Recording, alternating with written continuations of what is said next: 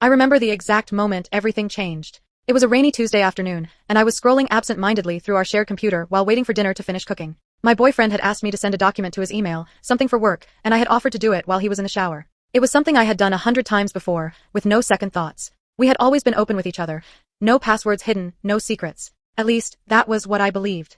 That was until I accidentally clicked on the wrong folder. It was labeled with a date. That was what caught my attention. It was the same day as our 3rd anniversary. Curious, I opened it, expecting maybe photos of us, something sweet he might have been planning. But it was not photos of us. It was a video.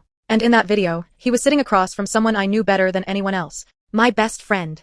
The woman who had been with me through every heartbreak, every celebration, every milestone in my life. And he was looking at her the way he used to look at me. Not as a friend, not as someone he cared for because I did, but as someone he loved. I could not hear the audio clearly, but their body language said it all. The way he leaned in when she laughed. The way his eyes lingered on her lips, not her eyes. The way she touched his hand and did not pull away. My breath caught in my throat, my heart hammering so loudly that it drowned out everything else. The smell of something burning in the kitchen brought me back to reality. I slammed the laptop shut, my hands trembling, my world crumbling in silence. But before that moment, before the illusion shattered, things felt beautiful. Or at least, I believed they were. I met Daniel during my final year of university. He was the kind of man who made you feel like the only person in the room. Charming without trying, confident but kind. We met at a mutual friend's birthday party. I was not looking for anything serious at the time, but there was something about him that made me pause. Maybe it was the way he remembered the small things I said, or how he asked questions that went deeper than the surface level. Whatever it was, it pulled me in. We began dating a few weeks later, and everything felt effortless.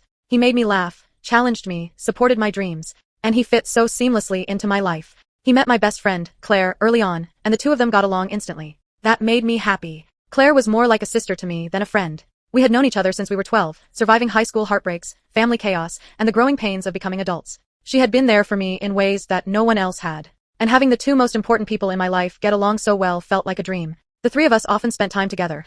Weekend brunches, game nights, trips to the beach. There was a comfort in our little trio, a sense of belonging. Claire was funny and thoughtful, always knowing when to crack a joke and when to simply listen. Daniel appreciated that about her, and I appreciated that he appreciated it.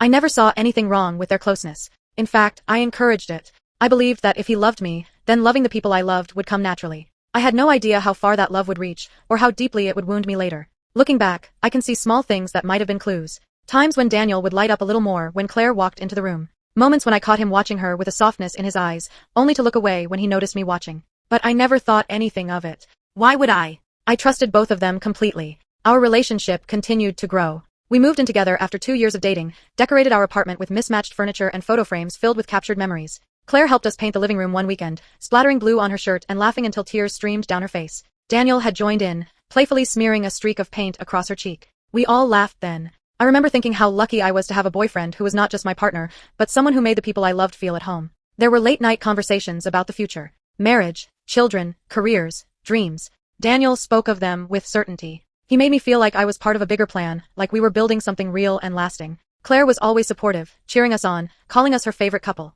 I believed every word. There was never a reason not to. But now, those memories feel tainted.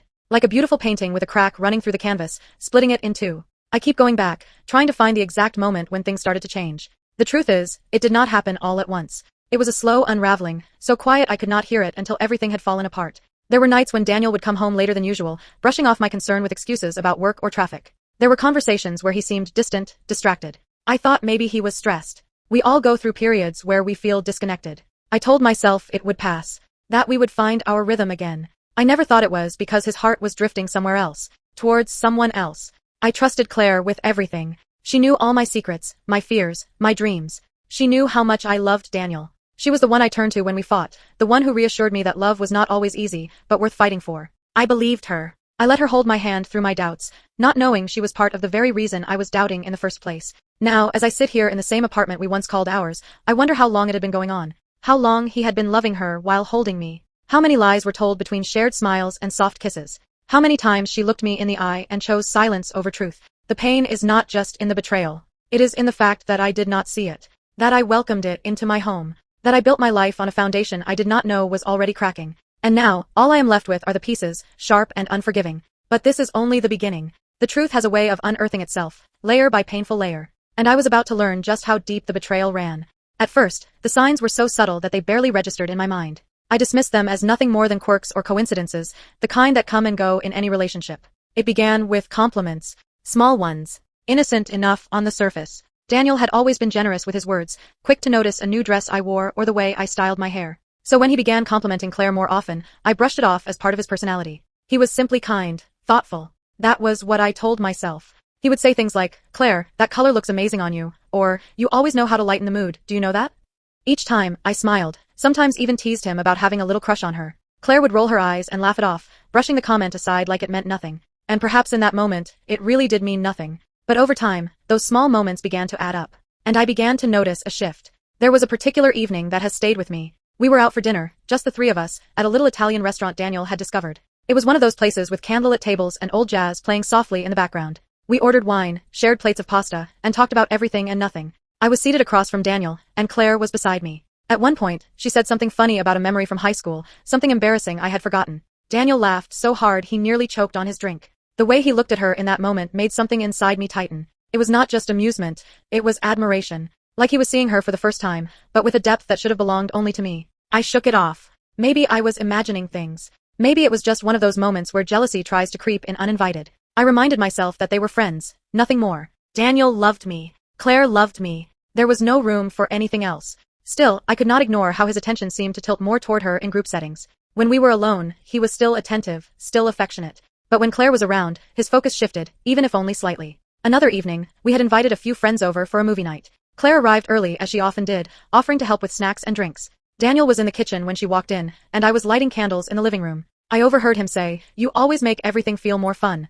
I paused for a moment, listening, unsure if I had heard correctly. Claire laughed, responding in her usual light-hearted way, but something about the tone of his voice stayed with me. It was warm, maybe too warm. As time went on, Claire became a more frequent fixture in our lives. She would stop by unannounced with coffee, join us for weekend outings, or call Daniel directly when she needed help with something technical or wanted advice. That part surprised me. She used to call me for everything. Suddenly, she was going to him first. I did not mind at first. After all, they were both important to me, and I had encouraged their friendship from the start. But I could not help but notice that she seemed to share more inside jokes with him than with me now. Jokes I did not understand. References I was not a part of. One weekend, we went on a short road trip to a nearby town. It was meant to be a fun getaway, just the three of us. We had done similar trips before and always come back with great memories. This time, though, something felt different.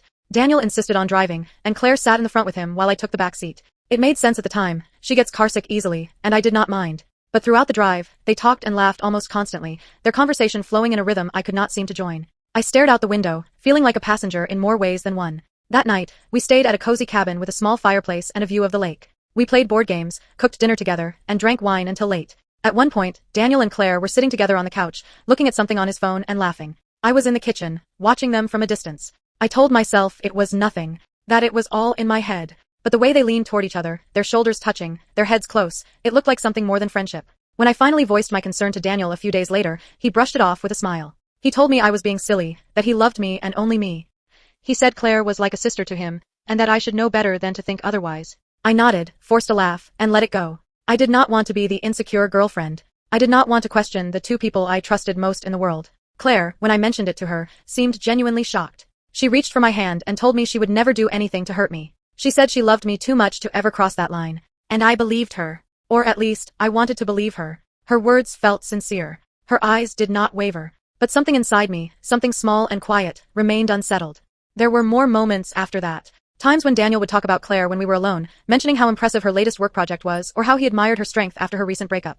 I agreed with him, because I had always admired those things too. But I began to notice that he spoke about her in a way that felt different than the way he spoke about others. There was a softness in his voice, an unspoken fondness that I had once believed was reserved for me. I started to question myself more. Was I being paranoid? Was I reading too much into innocent gestures? They had never given me a reason not to trust them. And yet, I could not shake the feeling that something was shifting beneath the surface. Like sand slipping through my fingers, slowly but surely, and I was powerless to stop it. One evening, while we were watching a movie at home, Daniel got a message on his phone. He smiled at the screen, typed something quickly, and slipped the phone into his pocket. I asked who it was, casually. He said it was Claire, and that she had sent him a meme about something they had laughed at during the trip.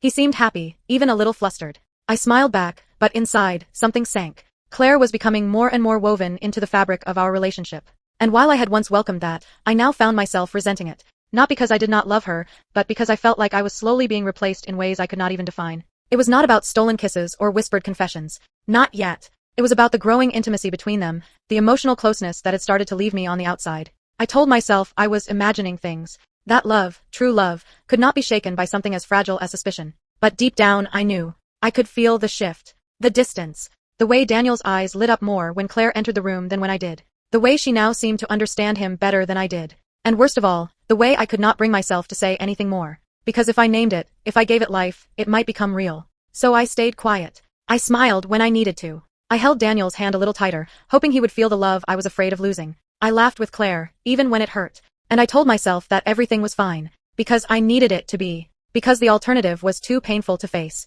But love has a way of revealing itself, even in the shadows. And I was beginning to see that the shadows were growing longer every day. It started with the smallest of changes, the kinds of things most people would not notice if they were not looking closely. But I noticed. I noticed when Daniel stopped reaching for my hand as often when we walked together. I noticed when his text messages became shorter, less frequent, and more distracted. I noticed when our nightly conversations turned into one-sided monologues, with me doing all the talking while he nodded or gave absent-minded responses. At first, I told myself he was stressed. He had been putting in long hours at work, taking on a new project that demanded most of his attention. I tried to be understanding. I told myself that every relationship goes through slow patches, that this was just a phase. But somewhere in my heart, I already knew it was more than that. I began to ask questions, carefully, gently. I did not want to seem accusatory or pushy. I just wanted to understand.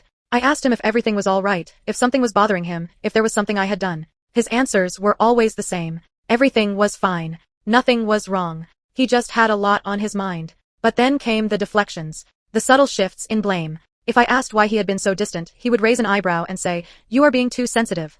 If I mentioned that he seemed more enthusiastic around Claire lately, he would scoff and say, "Are we really doing this?" It was always framed as my problem, my insecurity, my imagination. I started to believe him. I began to wonder if maybe I was being too emotional. Maybe I was jealous, and I should not be. Claire had always been part of our circle. She was my best friend, after all. I had welcomed her into every part of my life, including my relationship with Daniel. If they had become closer over time, was that not normal? Was it not a good thing that they got along so well? And yet, the doubts persisted. Daniel had started mentioning Claire more and more in our conversations, always with a note of admiration in his voice that felt out of place. He would say things like, "Claire always knows what to say," or, "Claire handled that so well, I do not know how she does it." And while I smiled and nodded, part of me shrank inside each time, because it felt like he was comparing me to her, measuring me against someone I could never be. There was one evening that made my stomach twist. I had cooked dinner for the two of us, something special, something I knew he loved. I had lit candles, played soft music, and tried to bring back a little warmth between us. He came home late, distracted, his eyes barely meeting mine. He sat down, pushed the food around on his plate, and gave me a half-hearted smile. "This is nice," he said, "but Claire makes a version of this with lemon. It is amazing. She is really good at combining flavors." I laughed lightly, trying to hide the sting. "Well, maybe she can give me her recipe," I said, forcing a smile. He nodded, already pulling out his phone. "I will ask her now," he replied. And just like that, she was with us again. Even when she was not physically there, her presence hovered between us. And I began to feel like a guest in my own relationship. One afternoon, in a moment of weakness, I confided in Claire. I told her how distant Daniel had been, how he seemed more connected to her lately than to me. I tried to be light about it, to make it sound like a joke. But Claire looked genuinely surprised. She reached for my hand and squeezed it. "I am so sorry if I have done anything to make you feel that way," she said softly. "That was never my intention. You and Daniel are solid. I am just his friend. And your friend." I wanted to believe her. Her words felt sincere. Her expression was full of concern. But as I looked into her eyes, I could not help but wonder if there was something unspoken behind them. Something she was not saying. Daniel, on the other hand, continued to make me question everything. The emotional distance grew wider. He stopped asking me how my day was. He stopped noticing the small things, the new blouse I wore, the way I had rearranged the living room, the stories I used to share about work. When I tried to bring these things up, he accused me of being needy. "You are always overthinking," he said once, exasperated. "Can we not just enjoy being together without you picking at everything?" But we were not enjoying anything. At least, I was not. I was living in a constant state of unease, walking on eggshells, afraid to speak my truth because I knew it would be turned against me. If I was hurt, I was being dramatic. If I was confused, I was being paranoid. If I was quiet, he accused me of sulking. If I spoke up, I was attacking him. It was as though my emotions had become ammunition against me. I started to doubt my own reality. I wondered if I had always been like this, too emotional, too intense, too insecure. Daniel certainly made it seem that way. And the more I internalized his words, the more I silenced myself. He was not cruel, not outwardly. He never raised his voice or said anything explicitly unkind. But it was the absence of warmth, the lack of empathy, that hurt the most. He would sit beside me on the couch, but feel a million miles away. He would smile at my jokes, but only with his mouth, never with his eyes. He would kiss me goodnight, but the kisses felt like habits rather than affection. Sometimes I caught him smiling at his phone when he thought I was not looking. Other times, I noticed that he would step outside to take certain calls. When I asked who it was, he would say it was a work thing or a friend. I wanted to believe him. I needed to believe him. Because the idea that he was emotionally involved with someone else, especially Claire, was too devastating to face. I began to second-guess everything. I replayed conversations in my mind, looking for clues. I watched their interactions more closely, trying to decode every smile, every shared glance, every inside joke. I hated myself for doing it. It felt petty, childish. But I could not stop. I lost sleep. I lost my appetite. I lost the sense of peace that had once grounded our relationship. And through it all, Daniel remained calm, detached, and unbothered. When I cried, he would sit silently, as if waiting for the storm to pass. When I asked for reassurance, he would give me vague, tired responses like, "I am here, are you not happy with that?" The thing was, he was not really there. Not in the way he used to be. Not in the way I needed him to be. And as much as I wanted to deny it, I could feel the truth closing in around me. The man I loved, the man I believed had loved me, was slipping away. And every time I tried to hold on, he made me feel like I was the problem. Like I was the one unraveling. But deep down, I knew. I knew what was happening, even if I could not yet say it out loud. He was falling in love with someone else. And that someone was my best friend. It was a quiet Sunday afternoon when everything came crashing down. I remember it with perfect clarity, not because there was anything extraordinary about the day itself, but because what happened left a scar too deep to ever fade. The sky outside was soft and gray, and a gentle rain tapped against the windows. I had just come back from the grocery store, arms full of bags, thinking about the pasta dish I was going to try for dinner. Daniel was upstairs in the bedroom, supposedly working on some last-minute emails before the start of the new week. I called out to him, but there was no answer. I figured he was on a call, so I moved about the kitchen, unpacking the groceries in silence. As I put the last can into the pantry, I realized I had left my phone in the car. Grabbing my keys from the counter, I passed the staircase, and that was when I heard it. A laugh. His laugh. Quiet and low, the kind he reserved for when he was saying something he thought was charming or clever. I paused. Then came another voice. A woman's voice. I froze. I could not hear the words clearly, not at first. But the softness of it, the familiarity of it, made my heart drop into my stomach. It was Claire. I felt my breath catch. I took a step closer to the stairs, my movements slow and mechanical, as though my body no longer belonged to me. The door to our bedroom was slightly ajar. I inched toward it, each footstep muffled by the carpet. My heartbeat pounded in my ears. What I heard next shattered me. Daniel's voice was lower now, but the words were unmistakable. I wish things were different. I wish it was you I came home to every night. There was a pause, then Claire's reply. I know. But we cannot, at least not yet. Not yet. The phrase echoed in my head like a scream. I stumbled backward, clutching the banister to keep from falling. My hands were trembling. My legs felt like they could give out at any second. I should have turned around and left right then. I should have walked away and never looked back. But instead, I pushed the door open. The silence that followed was deafening. Daniel was sitting on the edge of the bed, his phone in his hand, Claire's voice still faintly audible through the speaker. His face drained of color when he saw me. He fumbled to end the call, but the damage was already done. He opened his mouth, probably to say something, anything, but I beat him to it. How long? I asked, my voice barely above a whisper. My throat felt raw, like I had been screaming for hours. He stared at me, his expression caught somewhere between panic and guilt. It is not what you think. I let out a bitter laugh. Please do not insult me. I heard you. I heard everything. He stood up, reaching for me, but I stepped back. How long, Daniel? I asked again, louder this time. How long have you been in love with her? He hesitated, and in that moment of silence, I had my answer. The truth hung between us like a blade, sharp and cruel. About a year, he finally admitted, his voice small. I felt like the air had been punched out of my lungs. A year. An entire year of lies, of stolen glances, of pretending. My knees buckled, and I sank down onto the edge of the bed, burying my face in my hands. I did not mean for it to happen, he said, moving closer. It just did. Did you sleep with her?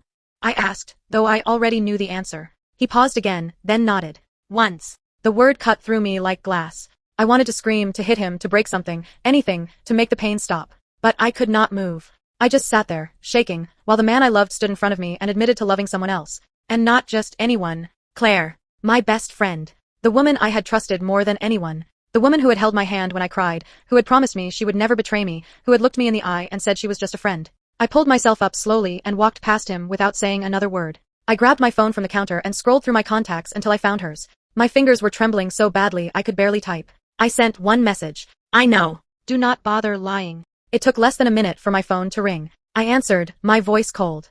How could you? I asked. Please let me explain, Claire said quickly, her voice breathless with panic. There is nothing to explain, I replied. You knew. You knew what he meant to me. And you still did it. It was never supposed to happen, she said. We never planned it. I swear. We tried to stop. But you did not, I said. You let it happen. You watched me fall apart while you stood next to me, pretending to care. You lied to my face. There was a pause on her end, then a quiet, I am sorry.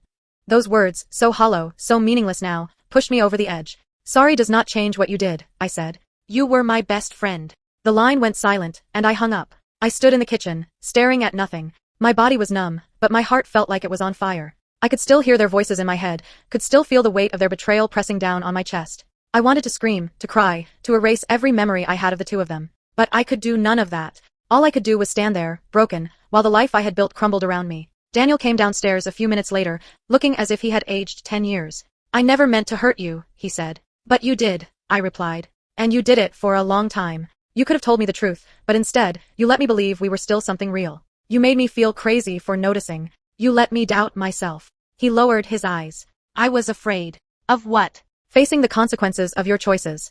I asked. You were a coward. And so was she. There was nothing more to say. No apology, no explanation, no excuse would undo the damage. The person I had loved, the one I had trusted, had become a stranger. And the woman I thought would stand by me forever had chosen to stand behind my back instead. The truth was no longer hiding in the shadows. It was out in the open now, sharp and merciless. And as much as it broke me, I could no longer pretend not to see it. They had betrayed me. Together. And nothing would ever be the same again. The days that followed were a haze of disbelief and emotional chaos. I barely slept. When I did, I would wake up in a cold sweat, my heart pounding and my mind racing, replaying the moment I heard their voices, the words that unraveled everything I had believed in. I could not eat, I could not think straight. My entire body felt as though it was carrying the weight of something too heavy, too cruel. The man I had loved for years, and the woman I had trusted like a sister, had pulled the ground out from beneath me, and now I was left trying to crawl through the ruins of what used to be my life. Every room in the apartment reminded me of something. A joke we shared. A look he gave me. A conversation with her. It was all poison now. The living room couch, where the three of us used to sit and laugh. The kitchen table where I used to serve them dinner. Even the hallway felt like it carried echoes of laughter that no longer felt real. I felt like a stranger in my own home, haunted by memories that had turned bitter. Daniel tried to call. At first every day, then every few days. I did not answer. I could not bring myself to hear his voice. I knew what he would say. He would say he was sorry. He would say he never meant to hurt me. He would say he still cared about me. But those words had no meaning anymore. They were the same lips that had kissed me and then kissed her. The same hands that had held mine and held hers. Nothing about him felt safe now. My phone buzzed constantly. Some friends had already heard. News travels fast when it is this scandalous. Some reached out with warmth and compassion. Others had questions, disbelief, even hints of blame in their voices, as though I should have seen it coming. That was the worst part. The doubt in their tone. The subtle suggestions that maybe I had missed the signs, or worse, ignored them. It made me question myself even more. I remember sitting in my mother's kitchen, my hands wrapped around a cup of tea I had not touched, while she looked at me with eyes full of concern. She did not say much, just sat with me in silence. That silence was more comforting than any words could have been. When she did speak, she asked the questions I had been asking myself. How long had it been going on? Was it emotional, or was it physical? Did you have any idea at all? I had no answers. That was the most painful part. I had no idea what was real and what had been a lie. Every memory felt tainted. Every sweet moment between Daniel and me now felt like it had a shadow behind it. I could not trust my own mind anymore. Had she been in his thoughts while we kissed goodnight? Had he compared us silently, wondering how she would react to things I said? It was like I had been living a lie that I did not write. A play I had been cast in without knowing the script. Claire finally reached out a few days after the confrontation. Her name flashed on my screen late one night while I was lying awake, staring at the ceiling, hoping sleep would come. I did not answer. She texted me instead. I miss you. I am so sorry. Please let me explain. I stared at the message for a long time. My hands shook. My jaw tightened. She missed me. That was what she said. Not that she regretted it, not that she betrayed me, but that she missed me. As if her pain mattered right now. As if her feelings could ever matter more than what she had done. I did not reply. The next day, she sent a longer message. Pages of text that tried to paint the story as complicated, as if it had been out of their control. She said she had not planned to fall for him, that it had started with long talks and shared frustrations, that they were both feeling lost and found comfort in each other. She insisted that she had always loved me and never wanted to hurt me. I read the message 3 times. Then I deleted it. She had loved me, but she loved him more. That was what her actions said, louder than anything her words could claim. Love does not look like lies. Love does not look like whispers behind someone's back. Love does not steal what belongs to someone who trusted you. My friends tried to be there for me. Some of them offered to take me out, to cheer me up. Others just sent messages to remind me I was not alone. I appreciated it, but I felt numb. Nothing they said could fix the hole that had been torn through me. They could not give me back what I had lost. I kept going to work. I had to. Routine became a kind of anchor. I would show up, sit at my desk, go through the motions. No one at the office knew what had happened. I did not want their pity. I did not want their curiosity. But even at work, there were moments when I would catch myself staring blankly at the screen, my thoughts miles away. Every little thing triggered a memory. The pen Daniel once borrowed from my desk. The playlist we used to listen to on our drives. The scent of the cologne that someone else wore that reminded me of him. I started journaling late at night, pouring out every thought that ran wild in my mind. It became a way to survive. I wrote down every lie I had believed, every sign I had ignored. I wrote about the way Claire would sometimes ask me questions about Daniel, things that seemed innocent back then but now felt loaded. I remembered how she had started spending more time with us, how Daniel had begun complimenting her more often, how they had started laughing at inside jokes that did not include me. It was all there. I had just refused to see it. Why did he do it? That was the question that haunted me most. I could understand falling out of love. I could understand relationships changing. But to betray someone like that, to choose silence and secrets instead of honesty, it was cowardly. I would have respected the truth more than the knife in my back. I thought about confronting him again, asking him everything I still wanted to know. But what was the point? Would it make me feel better to hear him say it out loud? Would it change anything? I did not think it would. One afternoon, nearly 2 weeks after it all fell apart, I saw Claire at a coffee shop. She was sitting alone, her hands wrapped around a cup, staring into space. She looked tired, pale, smaller somehow. I stood across the street, hidden behind the crowd, watching her through the window. I wondered if she was thinking about me, if she felt anything close to the pain she had helped cause. I wondered if she missed me the way I missed the friend I thought she was. But I did not walk in. I turned around and walked away. Because closure is not something you always get from the people who hurt you. Sometimes, closure is choosing yourself, even when every part of you is aching. Sometimes it is realizing that not every wound deserves to be reopened, that not every apology deserves to be heard. I had been broken, yes, but I was still standing. And maybe that was the first step toward healing. It started with something small. I bought a new journal, one with a soft leather cover and thick pages that felt like they could carry the weight of what I needed to pour out. Every night, I wrote something, sometimes a memory, sometimes a fear, sometimes a hope. At first, the words were raw and angry. I asked myself again and again how I had ended up in a story where love and betrayal sat side by side. But over time, the entries shifted. I began writing about what I wanted for my life, not what had been taken from it. The pain did not disappear overnight. Healing was not linear, and there were days when the grief would rise out of nowhere, like a tide catching me off guard. I would see a couple laughing on the street or hear a song that played during one of our road trips, and it would hit me like a punch to the chest. But little by little, those moments became softer. They still hurt, but they no longer felt like they would break me. I started therapy. I had never done it before, but something inside me knew that I could not carry everything alone. Talking to someone who had no personal stake in my life gave me space to breathe. My therapist helped me unravel the knot of guilt, confusion, and self-blame I had been tangled in. She helped me see how often I had made excuses, how often I had silenced my own instincts in the name of love. She reminded me that loyalty is beautiful, but not when it is used against you. There was one session where she asked me to walk through specific memories, to revisit conversations and behaviors I had brushed off at the time. It was like turning the lights on in a room I had only ever seen in the dark. I saw the way Daniel had always paused when I talked about Claire, how his eyes would flicker, how his voice would change. I remembered how he would mention things Claire had said, even when she had not been around, and how he had always seemed too invested in her happiness. I had seen it all, but I had not understood what it meant. Not then. I reconnected with people I had unintentionally drifted from, friends who had always been in my corner, waiting patiently for me to notice. They welcomed me without judgment. Some of them knew pieces of what had happened, others did not, but they gave me laughter and presence. One night, I went out with a small group to a new art exhibit. I had been reluctant, unsure if I was ready to be social again, but I went anyway. And as we wandered through the gallery, I found myself smiling, genuinely smiling, for the first time in what felt like months. I also met someone. It was unexpected. I was not looking, and he was not trying to be anything other than kind. His name was Adrian, a friend of a friend, soft-spoken and thoughtful.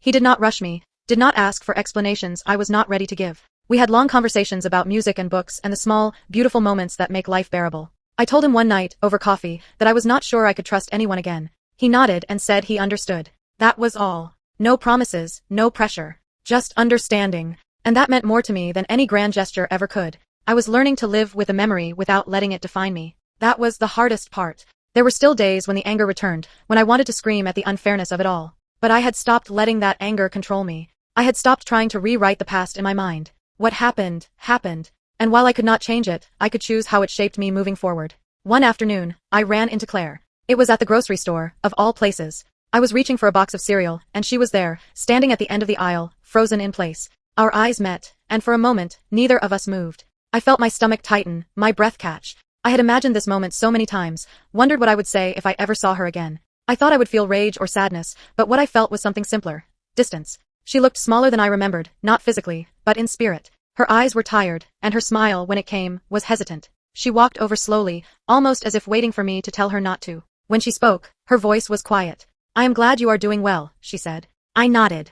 I did not say thank you. I did not ask her how she was. She waited a second longer, then added, I miss what we had. I really do.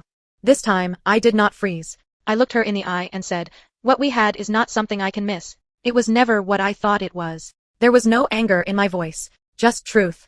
And that truth settled inside me like peace. She looked down, nodded, and walked away. I stood there for a moment, holding the cereal box, feeling lighter than I had in months. I had not planned what to say. I had not known what would happen if we ever crossed paths. But I had spoken honestly, and that was enough. I never saw Daniel again. He stopped calling after a while. I had blocked his number, deleted our photos, packed up the things he left behind and donated them. There was no final confrontation, no last conversation. That was fine. I did not need his words. I already had the truth, and I was learning to live with it. What he and Claire did to me changed the way I looked at love, at friendship, at trust. But it did not destroy my capacity to feel, to hope, to rebuild. It tested every part of me, but it did not win. I had found strength in places I never expected.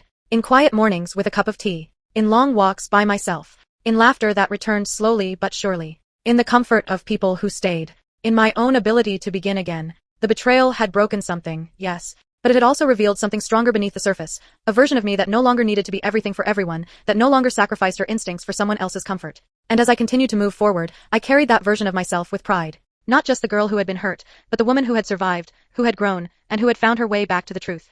Looking back now, I realize that everything unfolded exactly as it needed to for me to become the person I am today. That does not mean it was fair or painless or easy to endure. It was none of those things. It was brutal. It was humiliating. It was a betrayal so deep that I questioned everything I thought I knew, not just about them, but about myself. But time, reflection, and healing have a way of offering clarity. I see things differently now. I no longer see myself as the girl who was fooled, who was left behind, or who was second to someone else. I see myself as someone who loved deeply, who gave completely, and who survived something meant to break her. When I think about what happened between Daniel and Claire, I no longer ask why. I did, for a long time. I lost sleep over it. I wrote endless pages trying to understand what I had done wrong, what I had missed, what I could have done differently. But there are some things that cannot be explained in a way that will make them feel better. Some betrayals do not have satisfying reasons. People can love you and still hurt you. People can pretend to be loyal and still choose themselves at your expense. That is the hardest truth I had to accept. But I also learned something powerful.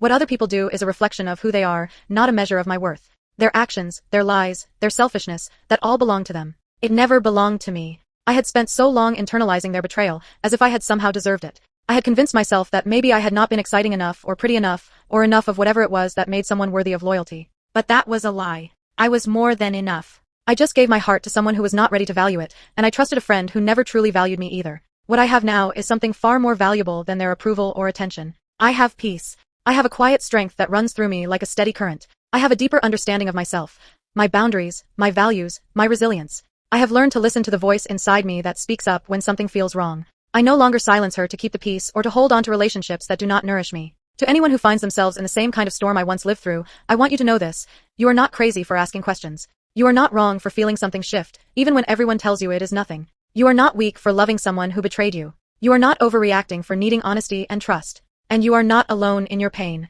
There is something incredibly painful about being deceived by the people you loved the most. It shakes your foundation. It makes you second-guess your ability to judge character, to read signs, to protect your own heart. But there is a difference between being fooled and being willing to see the best in people. The former can leave you feeling ashamed. The latter is actually a sign of your goodness, not your foolishness. One of the most painful realizations I had to face was that Claire had been in my life for years. She knew everything about me. She was the person I trusted with my secrets, with my joys, with my heartbreaks. I had loved her like a sister. To realize that she could look me in the eye, laugh with me, celebrate with me, all while knowing what she was hiding, was soul-crushing. But even that taught me something vital. I learned that trust is sacred. It should never be given lightly. And once broken, it takes more than words to repair. But even as I grieved the loss of our friendship, I found room in my heart for new connections. Not everyone is like her. Not everyone will take your vulnerability and use it against you. I met people who were kind and steady and real. People who proved that friendship is not just about history or shared experiences. It is about integrity, presence, and honesty. Those are the friendships I cherish now.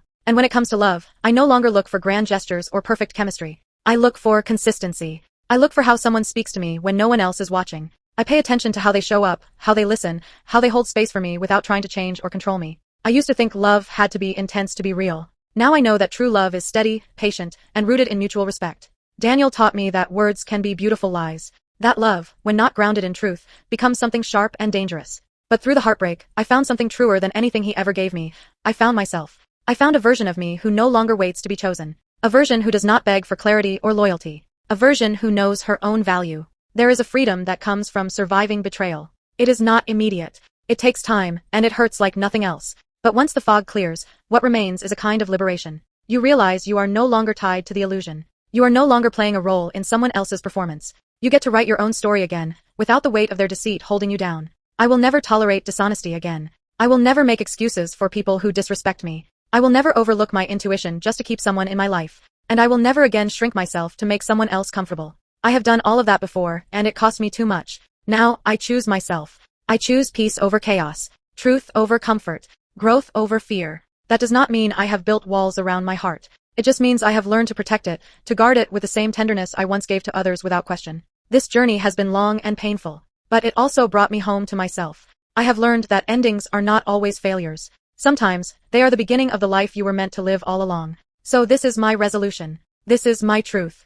I loved deeply, I lost painfully, and I rose from the ashes of that betrayal stronger than I ever imagined. I carry the lessons with me, not as scars, but as reminders. Reminders that I am resilient, that I am worthy, that I survived something that once felt unsurvivable. Love, friendship, and loyalty, those are not just words to me anymore. They are sacred commitments. They require honesty, courage, and care. And if someone cannot offer those things, they have no place in my life. I may not have seen the betrayal coming, but I see everything clearly now. And that clarity is my power. That clarity is my freedom. That clarity is the gift I never expected, but one I now cherish with all my heart.